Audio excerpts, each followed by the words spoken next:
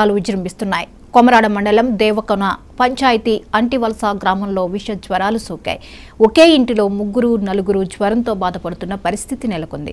ఒకే ఇంటిలో 3 నెలల క్రితం తేజశ్రీ జ్వరం కారణంగా చనిపోగా ఇప్పుడు అదే ఇంటిలో చనిపోయిన తేజశ్రీ తమ్ముడు సాయి తేజకి చెల్లి అలేఖ్యకి మలేరియా రావడంతో పార్వతీపురం మన్యం జిల్లా ఆసుపత్రిలో చేర్చారు. వైద్య శిబిరాలు ఏర్పాటు చేసినప్పుడు తప్ప మిగతా రోజుల్లో శ్రద్ధ చూపరని వైద్య సిబ్బందిపై ఆరోపణలు వినిపిస్తున్నాయి.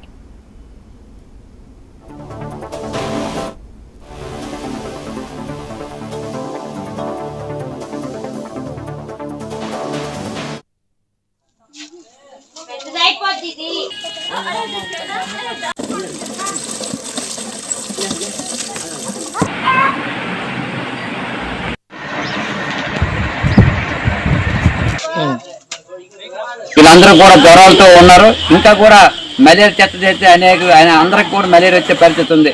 ఈరోజు తూతూ మంత్రంగా మెడికల్ క్యాంపులు పెట్టి ఆ రోజు అడావిడి మందులు ఇస్తారు తప్ప తర్వాత ఇక్కడ పట్టించుకునే పరిస్థితి లేదు.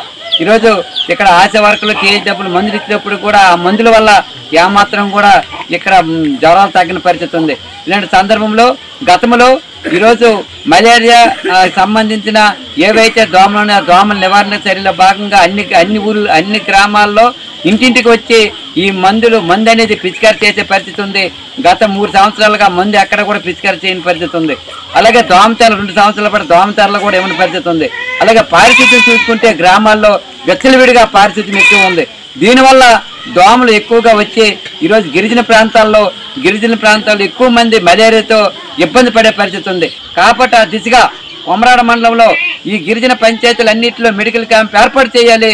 దోమల నివారణ చర్యల్లో భాగంగా మందు అన్ని గ్రామాలకు పిచికారి చేయాలి. పారిశుద్ధ్యం మెరుగుపరచాలని చెప్పి ఈరోజు సిపిఎం పార్టీ గిరిజన సంఘం ఆధ్వర్యంలో డిమాండ్ చేస్తున్నాం. వీళ్ళందరూ కూడా జ్వరాలతో ఉన్నారు. ఇంకా కూడా